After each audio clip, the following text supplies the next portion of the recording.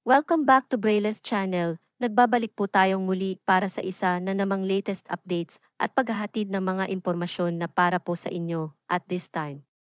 Ay para naman sa lahat ng persons with disabilities or PWDs, mga solo parent at mga senior citizens. Dahil may mga lugar na nagbigay ng schedule o nakapagbigay na ng kanilang financial cash assistance para sa lahat ng kanilang nasasakupan. Kung saan ang mga ito at kailan ang nasabing payout ayan po ating ibabahagi sa inyo. But before po tayo mag-start sa ating topic, kung bago ka pa lang sa aking channel, please do kindly subscribe, like, and share na din sa ating mga Brillis kaibigan, channel. kaanak o kapwa po natin senior citizens, Brillis channel. PWDs at mga solo parents, and please Brillis share na channel. din po sa ating mga social media accounts Brillis channel. para mas marami pa ang makaalam ng balita na ito. Brillis With channel. no further ado, let's begin na po sa ating Brillis topic. channel. Good news! Universal Financial Cash Assistance para sa mga PWDs, solo parent at senior citizen ng iba't lugar sa National Capital Region at ibang karatig probinsya. Buong detalye alamin, narito na po ang latest payout at kaganapan sa pagbibigay ng financial cash assistance sa ating mga PWDs, solo parent at senior citizens. Unahin po muna natin ang lungsod ng Pasig City. Naglunsad kamakailan ang pamunuan ng Pasig City para sa pagbibigay ng cash gift sa lahat ng senior citizens at PWDs. Katatapos lamang ang pagbibigay ng cash assistance sa lahat ng senior citizens sa lungsod Pasig at ngayon ay naglabas na rin ang schedule of payout para naman sa mga PWDs. Nakaschedule na po ang inyong payout this December 17 na mag-start ng 9 to 3 ng hapon. Kabilang po dito ang Barangay Santa Cruz, Sagad, San Nicolas, Santo Tomas, Santa Lucia, at Barangay Santolan na gaganapin sa Santa Cruz, Santa Lucia Bliss at Ilaya Covered Court. On December 18 nakaschedule mag-payout ang Barangay Bambang, Malinaw, Kapitolyo, Oranbo, Pineda, Palatio, at Barangay San Miguel na gaganapin sa venue na makikita nyo sa inyong screen. On December 19 naman nakaschedule ang Barangay Canyogan, De La Paz, May Bunga, Rosario, San Antonio at Barangay Ugong na gaganapin sa bawat barangay covered court. On December 20, nakaschedule mag-payout ang Barangay Bagong Ilog, Manggahan at Barangay Pinagbuhatan na gaganapin sa bawat covered court.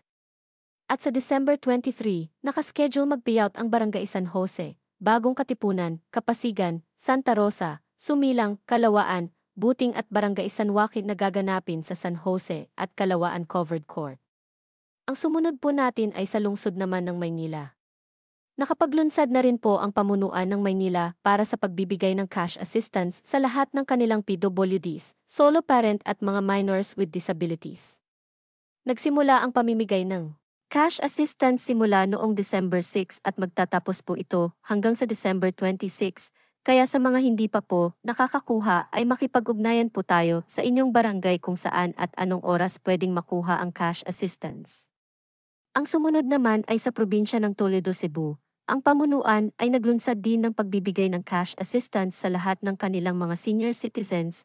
Nakapag-start na po ang kanilang payout since December 10, 11 at 12 sa bawat barangay na makikita nyo sa inyong screen.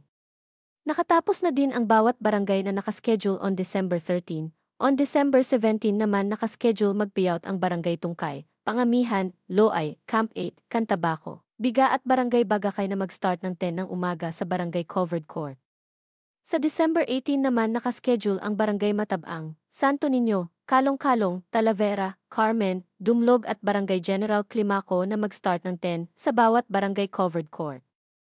On December 19, nakaschedule mag-payout ang Barangay Daang Lungsod, Puting Bato, Kanlumampaw, Kambangog, Captain Claudio, at Barangay Luray 2 na mag-start din ng 10 in the morning na gaganapin sa bawat barangay covered court. Ang sumunod naman ay sa probinsya ng Ormoc City. Naglabas na rin po ang pamunuan ng Ormoc City ng pagbibigay ng cash assistance para sa kanilang mga PWDs. Kakatapos lang ng kanilang payout last December 13 para sa bawat barangay na makikita nyo po sa inyong screen. Maging ang probinsya ng Talamban, Cebu City ay nakapag-payout na rin ngayong araw para sa kanilang mga PWDs. At panghuli, ang probinsya ng Lubao, Pampanga ay nakapagbigay na rin ng kanilang cash assistance at food package para sa 1,490 PWDs ng District 2. That's it. Sa ngayon ay ito pa lamang ang mga kaganapan sa pagbibigay ng financial cash assistance sa ating mga PWDs, solo parent at senior citizens. Manatili po kayong nakatutok sa aking channel para sa mga latest payout updates, local man or national pension at iba pang impormasyon na para po sa inyo. Marami pong salamat and God bless everyone.